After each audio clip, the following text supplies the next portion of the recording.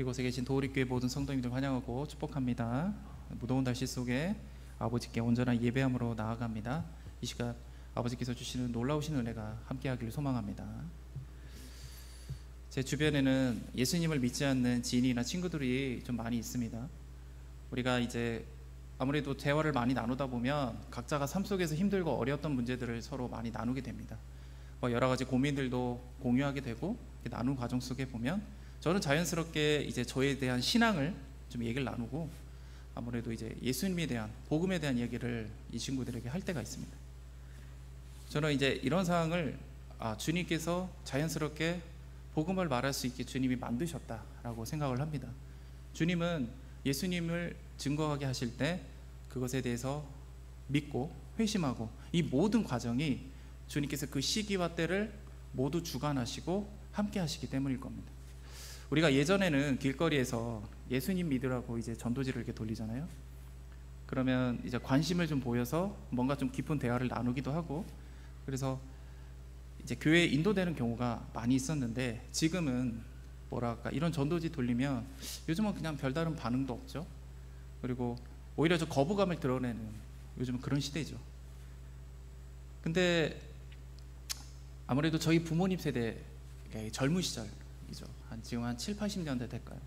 그 시절에는 아무래도 나라가 경제적으로 좀 힘든 시절이고 정치적이나 인권적으로도 좀 많이 부족했던 시대니까, 그러므로서 좀 아무래도 삶이 좀 팍팍하고 힘들고 어려운 시기니까 자연스럽게 이렇게 전도를 하면 주님께 관심을 가지고 교회로 인도되는 경우가 제법 많이 있었습니다. 하지만 지금은 그 시절보다도 경제적으로 많이 풍요로워졌죠. 그래도 정치적으로도 성장했고 인권적으로도 물론 많이 부족하지만 그래도 그 시절보다는 많이 좋아졌던 시대인 거니까 아무래도 이제는 주님보다는 다른 것으로 나의 위로, 격려, 이런 소망을 받기를 원하게 된 시대입니다. 그래서 주님은 각자의 삶 속에 우리가 복음을 받아들일 수 있도록 각 시대에 맞게 주님께서 아마 환경과 상황을 만드시고 그것을 통해서 역사하십니다. 그래서 제가 이제 예수님을 믿지 않는 제 지인이나 친구들에게 이 복음에 대해서 이게 얘기를 하면 왜 교회를 나가야 되느냐, 그리고 예수님을 왜 믿어야 되는지 이 친구들에게 이야기를 합니다. 그러면 대충 이런 복음 얘기를 들으면 대충 3가지 정도의 반응이 나옵니다. 한 가지는 나는 굳이 예수님을 믿을 필요가 없다 라고 말하는 사람이 있습니다.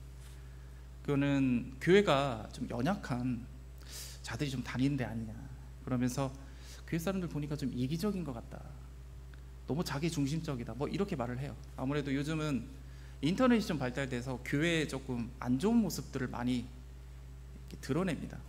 오히려 그게 조회수가 높으니까 사람들이 그걸 보고 더 욕을 하는 거죠. 단면적인 모습을 보고 판단을 하는 것입니다. 그러면서 나는 나 자신을 믿는다, 열심히 성실하게 가족을 섬기고 일하다 보면 본인이 원하고 꿈꾸던 것을 이룰 수 있다, 이렇게 말을 합니다. 틀린 말도 아니지만 또 한편으로는 너무 한쪽 면만 치우친 사람인 거죠. 이런 친구들이 특징이 뭐냐면 예수님은, 교회는 이 시대에 흔하디 흔한 하나의 종교로 보고 있는 겁니다.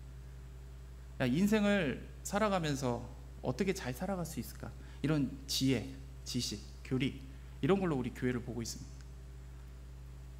열심히 살다 보면 그래도 이제 좀 어느 정도 삶의 여유도 생길 거고, 근데 그 과정 속에도 그래도 좀 힘들고 지친 그런 때가 오잖아요. 내가 그때 가서 생각해 보겠다, 이렇게 말을 합니다. 그러면 또 하나의 부류는 무엇이나 말하냐, 나는 관심은 가져요. 근데 내가 지금 여유가 없다, 여유가 생기면 교회 가겠다, 이렇게 말합니다. 이게 보통 청년들이나 청소년들이 좀 이런 얘기를 많이 하는데, 너 왜 교회 안 나왔니? 그러면 시험이 있어서 안 나왔습니다 그래요. 시험 잘 치르고 나올게요 그래요. 그리고 또 안 나옵니다. 또 왜 안 나왔니? 했더니 곧 있으면 수능이 있습니다. 이제 수능을 잘 치르고 나서 나오겠습니다. 대학을 입학하고 갔다 온 다음에 가겠습니다 라고 말을 합니다.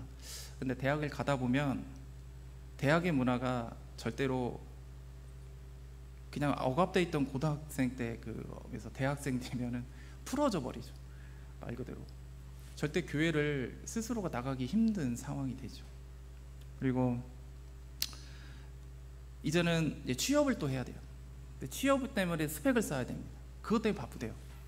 또 취업을 하고 나면 왜 안 나옵니까? 하면은 결혼 준비 때문에 힘들다. 또 직장이나 사업에서 좀 자리를 잡아야 돼서 그래서 또 힘듭니다. 제가 이 여유가 생기면 나오겠습니다 라고 말하지만 결국은 안 나옵니다. 결국은 이런 경우에는 예배 자리로 오는 경우는 거의 못 본 것 같아요. 주님께서 지금 잔치에 초청을 하셨어요. 내가 지금 밭을 사서 거기에 가봐야 돼서 못 오겠습니다. 내가 시집장가 들어서 못 오겠습니다.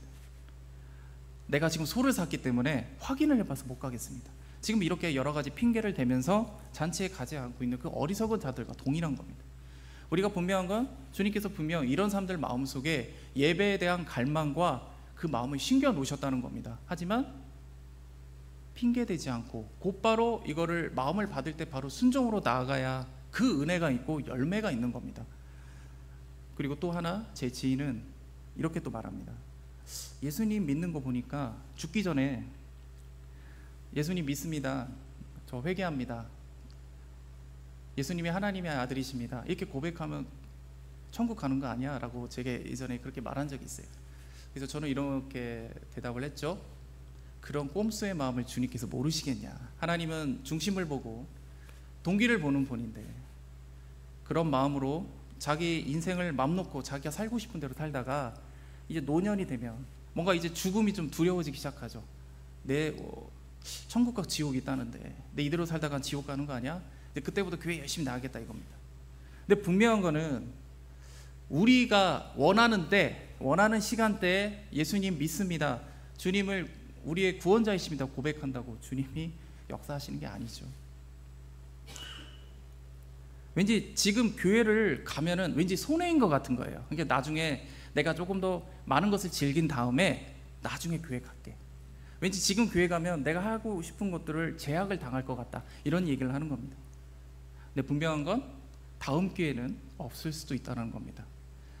이거는 저들이 믿음과 회개에 대해서 오해가 있기 때문입니다. 우리가 믿음은 믿기로 결단하고 내가 예수님 믿습니다 100번, 1000번, 10,000번 그렇게 고백한다고 믿어지는 게 아닙니다. 그렇다고 어린 시절부터 내가 교회를 다녔고 성경 내용 많이 알고 있습니다, 그렇다고 해서 그 믿음이 주어지는 것도 아닙니다. 그냥 죽기 직전 예수님은 하나님의 아들이시고 나의 모든 죄를 짊어지셨고 그리고 사흘 만에 다시 부활하셨습니다. 예수님이 나의 구원자이심을 믿습니다.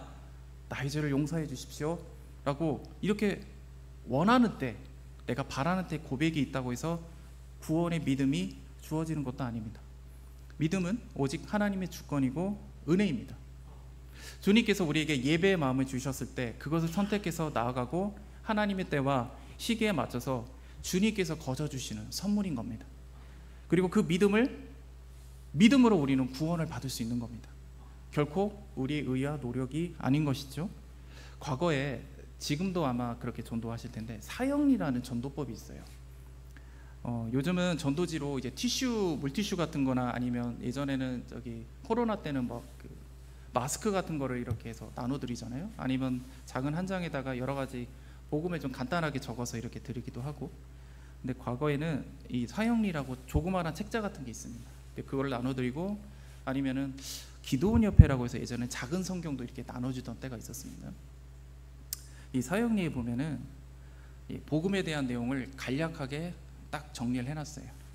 그리고 그걸 가지고 노방 전도를 할 때 그거에 좀 관심이 보이는 사람이 있으면 이제 거기 있는 내용을 읽어주는 거예요. 당신은 누군지, 예수님이 누군지, 하나님이 누군지, 예수님께서 당신의 죄를 위해 십자가에 못 박혀 돌아가신 것들, 구원자이심을 이제 증거하는 거죠. 그리고 마지막에 보면 영접 말씀과 기도문이 있어요. 그러면서 영접 말씀과 기도문을 읽어주면서 이것을 당신이 동의하십니까? 라고 물어요. 그러면 그 듣는 자가 예, 동의합니다 라고 하면 이제 당신은 하나님의 자녀가 되었습니다 라고 말하는 전도법이에요. 이게 저는 예전에 전도사님이 가셨을 때 제가 따라가면서 그걸 같이 듣고 딱 한 명이, 어린 친구가 그걸 이제 받아들인 적이 있어서, 근데 제가 그걸 보면서 느낀 거지만, 아니 영적 기도문 읽고 동의한다고 바로 하나님의 자녀가 되고 믿음이 생겼어? 이건 말이 안 되는데, 제가 이렇게 생각이 든 적이 있어요. 이거를 이렇게 동의한다고 해서 바로 구원의 믿음이 생겼다라고 말하는 건 조금 신중해야 된다는 겁니다. 물론 하나님께서 그 상황을 이용하셔서 특별하게 계획하심이 있어서 그 과정 속에서도 물론 하나님이 회심의 은혜를 줄 수는 있어요. 분명한 건 맞는데 그냥 단순히 영적 기도문 읽고 받아들이면 동의했다고 해서 그게 바로 믿음에 주어졌다라고 확정 짓는 건 조심해야 된다는 겁니다. 우리가 많은 사람들이 믿음에 대해서 이렇게 착각을 합니다. 영적 기도문 읽고 동의하면은 뭔가 있어 보이는 그 의식, 뭔가 세례를 받으면, 뭔가 물로 이게 머리를 이렇게 적시면 내가 믿음이 생겼어, 이렇게 생각하는 것이죠. 근데 지금 내가 이제 교회 열심히 출석도 하고 있고 교회도 열심히 하고 있어, 구제와 봉사에도 열심히 하고 있고, 내가 집사, 권사, 직분도 받고 있어, 이런 하고 있으면 내가 믿음이 있다라고 착각할 때가 있습니다. 하지만 에베소서 2장 8절 말씀 같이 읽겠습니다. 8절에서 9절 말씀. 너희는 그 은혜에 의하여 믿음으로 말미암아 구원을 받았으니 이것은 너희에게 난 것이 아니요 하나님의 선물이라. 행위가 난 것이 아니니 이는 누구든지 자랑하지 못하게 함이라 라고 말합니다. 즉 자신의 노력과 행위로 그 믿음이 생기는 것이 아니라 오직 하나님께서 예수 그리스도가 우리의 구원자이시고 하나님의 아들이신 것이 그냥 믿어지는 것이 바로 선물이고 은혜입니다. 우리들은 본래 주님께 구원을 받을 수 없는 연약한 죄인입니다. 마태복음 9장 12절에 보면 예수께서 들으시고 이르시되 건강한 자에게는 의사가 쓸데없고 병든 자에게야 쓸데있느니라 라고 말씀하십니다. 그러니까 우리는 그 영혼이 병든 병자라는 겁니다. 구원받을 수 없는 이런 우리를 주님께서 고치시기 위해 가장 높은 곳에서 낮은 곳으로 오셔서 우리를 위해 그 모든 죄악을 짊어지시고 십자가에 죽으셨다는 것이죠. 많은 그리스도인들이 내가 예수님 믿고 구원받는 그 목적을 천국 가는 걸로만 생각을 합니다. 물론 예전에는 예수천국, 불신지옥, 이게 틀린 말은 아닌데 천국만이 목적이 되면 주님께서 이 땅 가운데 우리를 구원하신 목적이 틀어지게 돼요. 우리는 천국에서 가면 우리가 완전히 변화될 거야, 우리가 완전하게 질 거야 라고 생각을 하는데, 우리 주님이 우리에게 믿음을 주시는 것은 단순히 천국 가는 것이 아니라 우리가 예수 그리스도를 믿음으로써 이 땅 가운데 하나님이 행하실 것들이 있다라는 겁니다. 단순히 우리가 예수님을 믿어서 천국이 목적이 되면 그 믿음이 주어지자마자 바로 하나님 나라로 옮겨져야 돼요. 근데 옮겨지지 않았다는 겁니다. 남겨놓으셨다는 겁니다. 그 이유가 있다는 것이죠. 그것은 이 땅 가운데 하나님 나라를 확장하길 원하시는 거예요. 우리의 마음속에도 하나님 나라가 확정되길 원해요. 예수님을 모르는 자들에게 예수님의 사랑을 전해야 돼요. 예수 그리스도의 십자가를 증거하고 하나님의 영광을 높여라. 그게 우리에게 남기신 이유입니다. 주님의 은혜로 우리가 예수님이 믿어지는 역사가 우리에게 일어나게 되면 우리에게는 놀라운 변화가 생깁니다. 그거는 우리의 신분이 하나님의 자녀, 백성으로 바뀌게 되는 것이고, 또 그렇게 살기를 원하게 되고 주님의 사랑을 흘려보내는 통로로서 변화되어진다는 것입니다. 근데 이것을 위해서 거룩하신 보혜사 성령님께서 우리와 함께하게 되시는 거고 우리를 도우시게 되는 겁니다. 이것은 내 안에 믿음이 있냐 없냐는 내가 거룩하게 변화되고 싶은 갈망이 있다는 거죠. 그게 예수님의 마음이고, 그게 없으면 성령님이 내 안에 없는 겁니다. 이런 믿음을 우리에게 주시면 주님께서 우리에게 부탁하시는 게 있어요. 그거는 이 땅 가운데 살아갈 때 너는 하나님의 나라의 백성으로서 성장하고 변화되어라. 또 한 가지, 내가 너희에게 믿고 맡긴 이 믿음을 변질시키지 마라. 잊어버리지 마라. 이거를 더 크게, 깊게, 크게 성장시켜라. 이게 주님께서 우리에게 원하시는 겁니다. 이걸 좀 더 어려운 단어로 표현하겠습니다. 성화입니다. 하나님 합당한 우리의 성품과 인격과 모든 게 변화되는 거죠. 우리는 천국 가서 변화된다고 생각하는데 아닙니다. 지금 이 땅에서 변화돼야 돼요. 이걸 좀 더 쉬운 말로 할게요. 작은 예수가 되라. 예수님을 닮는 삶을 살아라. 이게 그 말입니다. 우리가 마태복음 25장 14절에서 30절을 보면 그 유명한 달란트의 비유가 나옵니다. 어떤 주인이 타국에 가는데 각각 종들을 불러서 각 재능에 맞게 5달란트, 2달란트, 1달란트를 맡겼다는 겁니다. 그래서 5달란트, 2달란트 받은 종은 장사를 해가지고 2배 이상의 이익을 얻었고, 1달란트 받은 종은 그걸 땅에 묻어뒀다는 것이죠. 우리가 타국에서 돌아온 주인이 보니 장사해서 많이 이익을 얻은 5달란트, 2달란트 받은 종에게는 칭찬을 하죠. 하지만 그냥 고스란히 땅에만 묻어놨던 1달란트 받은 종에게는 분노하십니다. 그리고 쫓아내죠. 그 가지고 있던 1달란트조차도 뺏기게 됩니다. 우리는 보통 이 비유를 얘기하면 달란트, 재능, 우리가 보통 이렇게 이해를 많이 하지만 우리가 각자 주어진 재능을 가지고 있는 것을 잘 발휘해가지고 많은 열매를 맺어라, 그러면 이게 충성된 삶이다, 이렇게 말하기도 합니다. 하지만 저는 여기에 이 달란트라는 말에 우리의 변화와 믿음을 대입해 보고자 합니다. 주님께서 우리에게 이 믿음을 우리에게 주실 때 우리는 그냥 그것을 땅에만 묻어두고 있는 것은 아닌지 우리 자신을 좀 점검해 보길 원합니다. 우리 자신을 내려놓고 기도와 말씀으로 나날이 새로워지고 주님 앞에 온전히 순종함에 힘들고 지치고 고통받는 상황 가운데서도 여전히 주님을 신뢰하고 우리에게 맡기신 그 믿음이 더 커지게 되는 것이죠.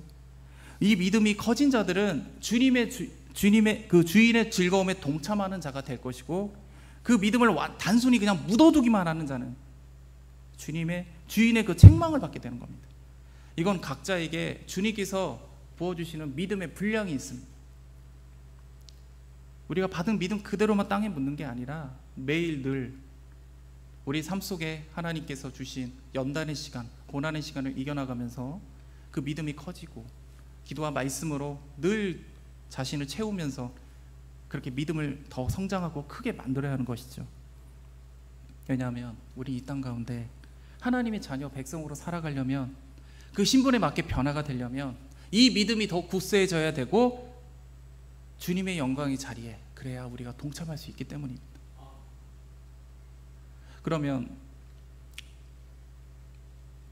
그러므로 우리는 이제 과거의 그 죄된 자신의 모습을 버리고 그 신분에 맞게 이제 변화되어야 됩니다. 그래서 온전한 그리스도인으로 살아갈 것이고 주님께서 은혜로 주신 이 믿음을 더 크게 성장시켜야 하는 것이죠. 그리고 이 모든 걸 이루기 위해서 우리는 예수님의 마음을 선택하시길 원합니다.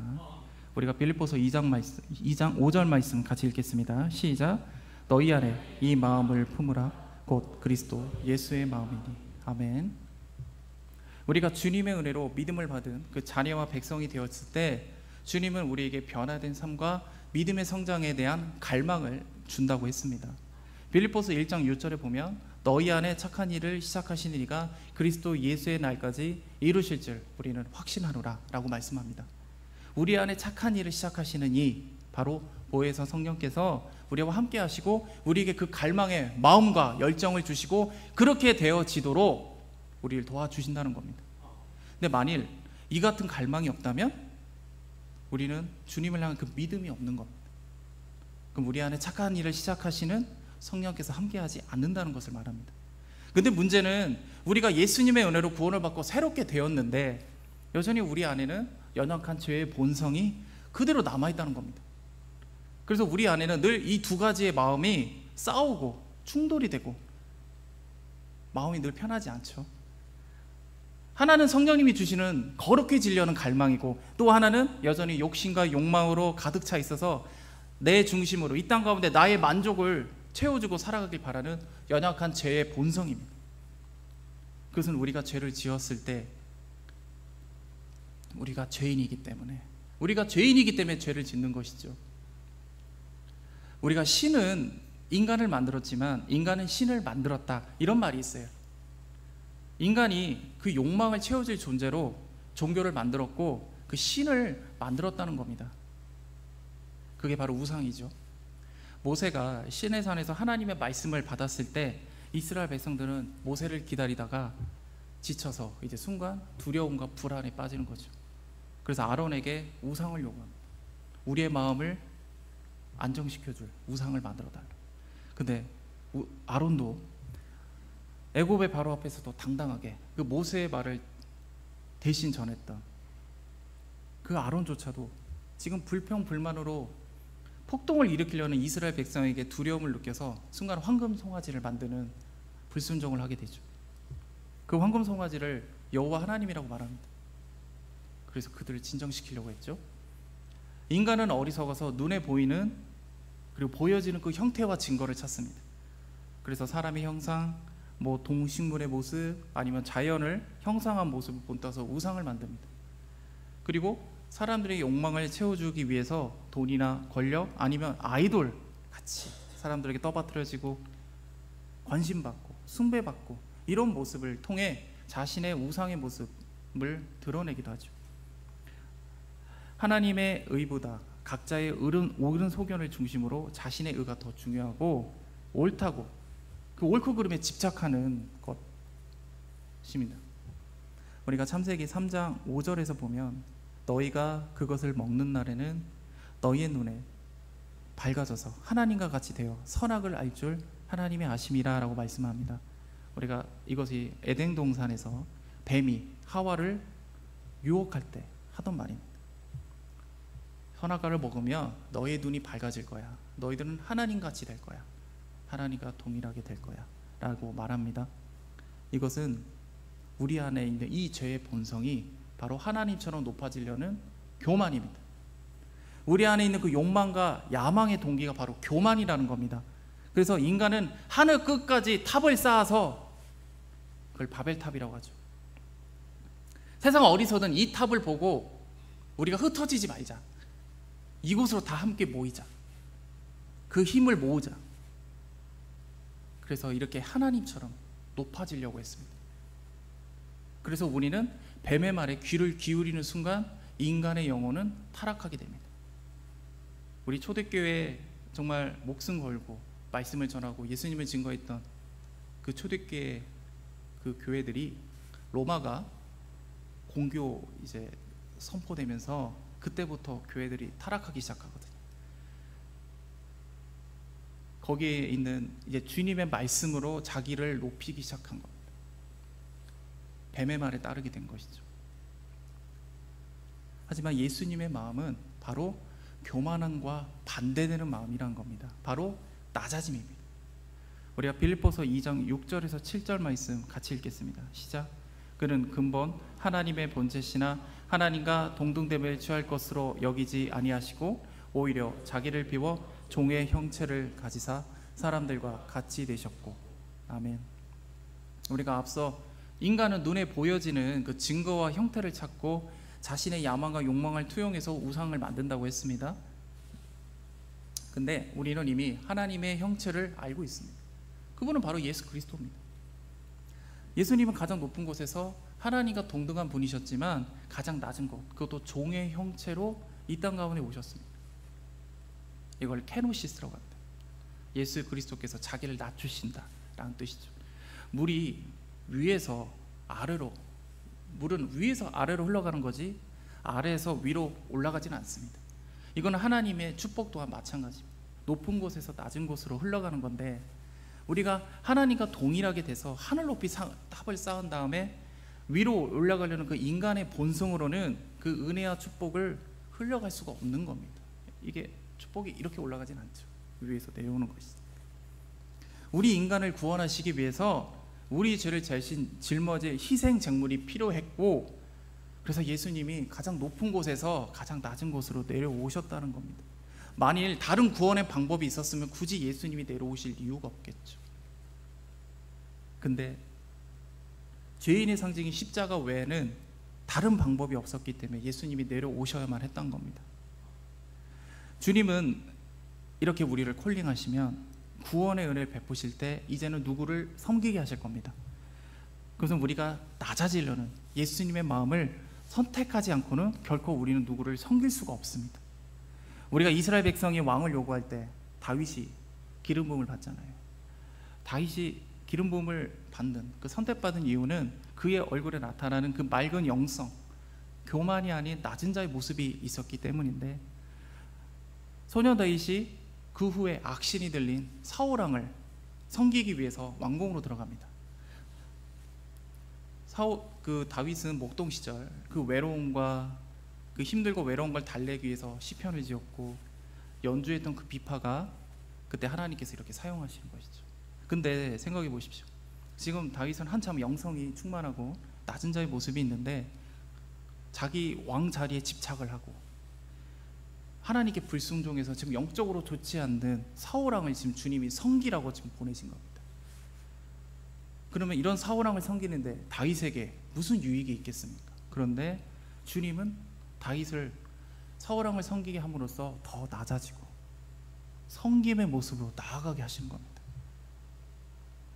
이런 사울을 섬기기 위해서는 빌립보서 2장 7절 말씀처럼 자기 자신을 비우고 종의 모습으로 나아가야만 하는 겁니다. 우리들도 마찬가지입니다.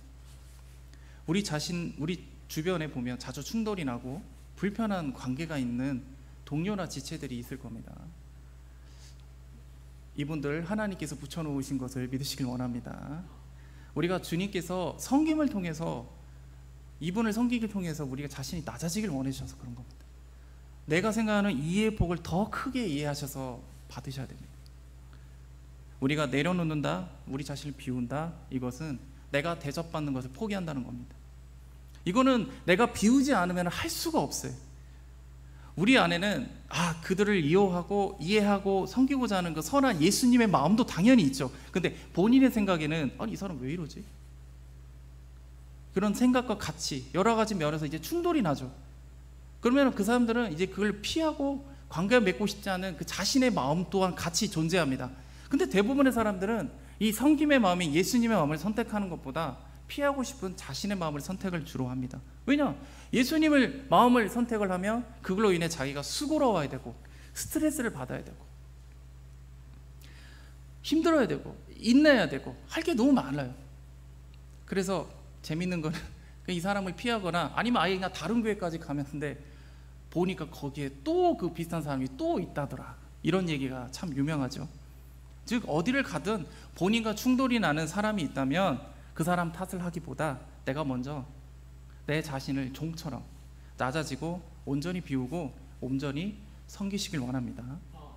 여기서 우리가 비운다는 것은 좀 내려놓음이라는 단어인데, 많은 사람들이 내려놓음을 말하면 포기로 좀 이해하는 경우가 많습니다. 근데 그리스도인에게는 내려놓음은 내 자신을 비우고 하나님의 뜻, 예수 그리스도로 온전히 채우는 것을 말하는 겁니다. 요한복음 7장 16절에 보면 예수께서 대답하여 이르시되 내 교훈을 내 것이 아니요 나를 보내신 이의 것이니라 라고 말합니다. 예수님이 말씀을 선포하는데 이건 내 뜻이 아니다, 하나님의 뜻이다, 이렇게 말씀하는 것이죠. 그 안에, 예수님 안에는 오직 하나님으로만 가득 채워져 있기 때문에 그렇습니다. 비움이 뭐라? 그러니까 불교에서는 포기해, 다 내려놔, 포기해가 불교고, 포기했어? 그 안에 예수님으로 채워, 그게 바로 기독교입니다. 그러니까 우리가 내려놓으려면 그냥 하나님의 뜻과 생각으로 채우기만 하면 저절로 비워진다는 것입니다. 우리가 하나님의 은혜로 예수님이 믿어지는 은혜를 잊게 되면 그때부터 우리 안에는 옛사람과 새사람 간의 전쟁이 시작되죠. 예수님 마음과 나의 마음이 충돌이 나기 시작하는 겁니다. 우리가 진정한 주님이 원하시는 사명자로 변화되길 위해서는 예수님의 마음을 선택해야 되지만 그게 쉽지는 않죠. 우리 삶 가운데 먼저 전능하신 위대하신 주님이 누군지를 우리는 먼저 깨달아야 되고, 그래서 매일 기도와 말씀으로 우리의 영혼을 채워야 되는 것이고, 우리 각자 삶 가운데 하나님이 고난과 연단의 시간을 지나게 하시면 그 말씀을 그 가운데 주님만 바라보고 순종해서 믿음으로 더 성장시키시길 원합니다. 우리가 그 과정 속에 마음의 전쟁이 있지만 우리가 처음에는 바로 예수님의 마음을 바로바로 선택을 못해요. 그런데 이 과정을 계속 겪다 보면 자신도 모르게 예수님의 마음을 점점점 많이 선택하게 된다는 겁니다. 그래서 우리의 마음이 점점 비워지게 되는 것이죠. 우리가 예수님으로만 채워지면 그것이 바로 진정한 그리스도인으로 변합니다. 우리가 진정한 그리스도인이 되면은 어떤 건 고난과 시련이 와도 좌절하지 않아요. 끝까지 주님 바라봅니다. 내가 믿음으로 순종하려고 발버둥을 칩니다. 예수님으로 채워진 자는 자기가 그리스도인이라는 것을 숨기질 않아요. 삶 속에, 우리는 사회 속에, 세상 속에 있으면 세상 사람 좀 살다가 교회 안에서만 그리스도인 척하고 살아요. 교회 안에서뿐만 아니라 삶 속에서, 사회 속에서도 내가 예수 믿는 자요 라고 드러내고 산다는 거죠. 제가 요즘은 다들 지하철 타면 휴대폰을 보고 있지만 예전에는 책을 보거나 이렇게 하는데, 많은 그리스도인들이 지하철 안에서도 성경을 안 봤다고 예전에 제가 아는 선교사님이 하셨단 말이 기억나요. 예수님 믿는다는 걸 부끄러워한다는 거예요. 당당하게 드러내서 성경을 읽어야 되는데 그거를 숨긴다는 거예요. 물론 요즘은 이제 스마트폰으로도 이제 성경을 보시지만 그때는 이제 스마트폰이 흔할 때는 아니니까 예수님으로 채워진 자는 삶 속에 드러나는 거예요. 뭐 농담으로 잠다가 깼을 때 누가 떡 누르면 예수 그리스도, 예수 그리스도, 그 있잖아요. 인형 중에 보면 I love you, I love you 그런 것처럼 딱 누르기만 하면 예수 그리스도, 예수 그리스도 그런다고 하죠. 예수님이 채워진 자는 바로 참 그리스도인이라고 합니다. 우리 빌립보서 2장 13절 말씀 우리가 읽겠습니다. 다 같이 읽겠습니다. 시작.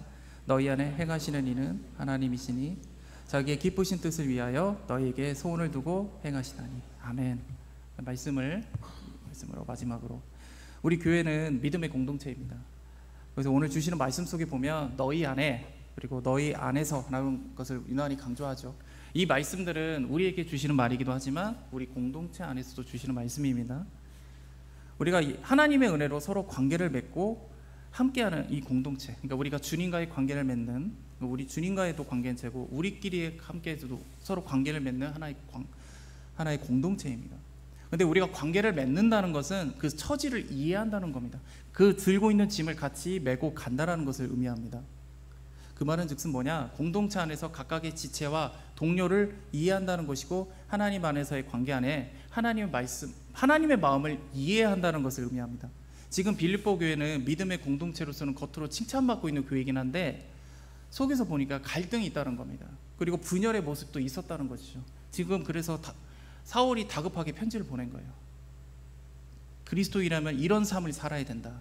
주님의 마음을 품고 너희들이 서로 사랑하고 아껴주고 해야 된다. 지금 긴급하게 쓴 게 이 편지입니다. 악한 사단은 주님의 은혜를 입은 자들에게 이간질로 그리고 공격하고 분열케 하는 겁니다. 신앙은 하나님과의 깊은 교제이지만 관계이고, 근데 이것을 균열을 일으키려고, 그리고 믿음의 공동체 가운데 각자가 마음을 선택하게 해서 높아지게 하고 대접받고자 하는 마음, 이 죄된 본성을 악한 사단은 자극할 겁니다. 여기 계신 도우리교회 모든 성도님들 다 마찬가지입니다. 우리는 하나님께서 각자의 인도하심으로 이곳 도우리교회까지 오게 되었지만 오는 그 과정 속에 하나님이 허락하신 시련, 그리고 연단의 시간을 거쳐서만 했고, 이곳에 하나의 그 믿음의 공동체로 우리가 다 세워진 겁니다. 근데 주님께서 이 시대 앞으로 정말 진정한 하나님의 나라를 확장하는데, 그리고 영혼육 간에 고통받는 이들의 처지를 이해하고 섬기고 예수님의 사랑을 증거하고 그 영광을 높이기 위해서 아무것도 아닌 우리를 선택하셔서 이 도우리교회 공동체로 세우신 겁니다. 이거는 우리의 노력도 의도 아무것도 없다는 것이죠. 오직 주님의 은혜입니다. 하지만 어둠의 사단이 언제나 이간질과 분열로 그 계획을 조금이라도 늦추려고 시도를 합니다. 그 과정 속에 우리가 이간질에 빠지지 않고 승리하기 위해서는 예수 그리스도의 마음을 선택하고 품는 것밖에 정답이 없어요. 여기서 품는다는 것, 이건 헬라어로 뭐냐, 프로네오라고 합니다. 이해하다, 느끼다, 동역하다, 마음을 한 곳으로 향하다, 이런 뜻이 있어요. 즉 우리는 예수님의 마음을 이해하고 느끼고 동의하고 한 곳으로 향해야만 하는 것이고, 또한 공동체 안에서 관계 맺는 우리들도 마찬가지로 서로 이해해주고 느끼고 동의하고 하나님의 기쁘신 뜻을 위해 서로 주신 그 소원을 믿고 역사하는 주님을 온전히 순종해야 하는 것입니다. 우리의 소원을 보통 wish라고 하죠. wish, 우리 소원이라고 하죠. 영어로 wish라고 하는데, 이거는 뭔 뜻이냐 그러면 이루어졌으면 좋겠다, 이루어지는 바람 이런 말을 하죠. 근데 이 wish는 말 그대로 바람처럼 날아갑니다. 우리의 소원은 그래요. 근데 오늘 주님이 주시는 소원은 영어로 will이라고 합니다. will, 의지입니다. 의지. 반드시 이루겠다, 반드시 이루고 말겠다라는 하나님의 의지입니다. 이것을 지금 도우리교회 하나님이 소원으로 주심을 믿습니다. 우리 도우리교회 가운데 이 믿음의 공동체 안에 하나님이 주시는 놀라운 소망이 있습니다. 반드시 will 이루실 줄 믿습니다. 우리가 서로 마음을 같이 하고 같은 마음을, 사랑을 가지고 뜻을 합하여 한 마음으로 품어서 아무 일에게든지 다툼이나 허용을 하지 마시고 오직 겸손한 마음으로 각자 자기보다 남을 낮게 여기시고 각자 자기의 일을 돌보분다로 더욱 또한 각각 다른 사람들의 일을 돌보아주고 주님의 기쁨에 동참하시는 은혜가 있으시길 원합니다. 하나님이 주시는 그 소원 믿으시고 예수님의 마음을 품어 선택하는 우리 도우리교회 모든 성도이 되시기를 예수님의 이름으로 축복합니다. 기도하겠습니다.